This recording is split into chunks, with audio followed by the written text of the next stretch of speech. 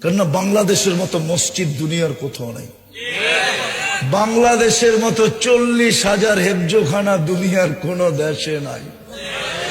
আপনি জানেন 40,000 হেফজোখানা কি করে?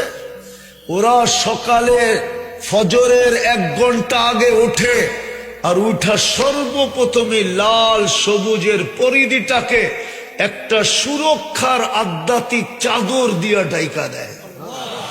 এই জন্য দেখবেন বাংলাদেশের যতগুলো বড় ভূমিকম্প আসছে সব ফজরের সময় আসছে।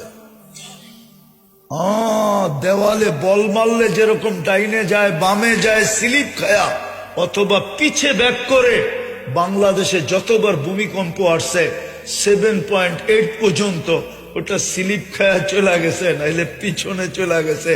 কেননা সুরক্ষার চাদর ব্যাট করার ক্ষমতা ভূমিকম্পের ছিল না, আমার মনে হয় কোনোদিন থাকবেও না। 10 নম্বর মহাবিপদ সংকেতের ফ্ল্যাগ উঠছে, কিন্তু আলহামদুলিল্লাহ আজ পর্যন্ত কোনো বিপর্যয় তেমন ঘটে নাই। ঘটছে নাকি? কেন? মসজিদ মাদ্রাসার কারণে। তৃতীয়, হক্কানি আলেম ওলামা আল্লাহওয়ালাদের কারণে। এই জন্য আমরা যদি চাই যে বিপর্যয় না ঘটুক, তাহলে আমাদেরকে এগুলা টিকায় রাখা উচিত।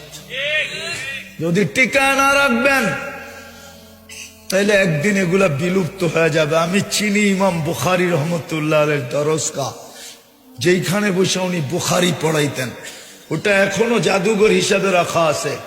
50,000 ছাত্র বসতে পারে। যান আমার কাছ থেকে অ্যাড্রেস লন, যান দেখা আসেন। হুজুরদেরকেও বলতেছি দেখা আসেন, 2-4 জন যায়। এখনো 50,000 ছাত্র বসতে পারে। এখনো কালির মটকা রাখা আছে ছোট ছোট, এখনো চবুতরা রাখা আছে একটু পর পর। ওই যুগে তো লাউড স্পিকার ছিল না, উনি হাদিস পড়তেন, তারপরে ছেলেরা পড়তো, এরপরে একজন পড়তো, এরকম করতে করতে পিছে যাইত। আমাদের ওস্তাদরা আমাদেরকে পড়াইছে, এক এক সময় ওনার দর্শে 90,000 পর্যন্ত ছাত্র হতো।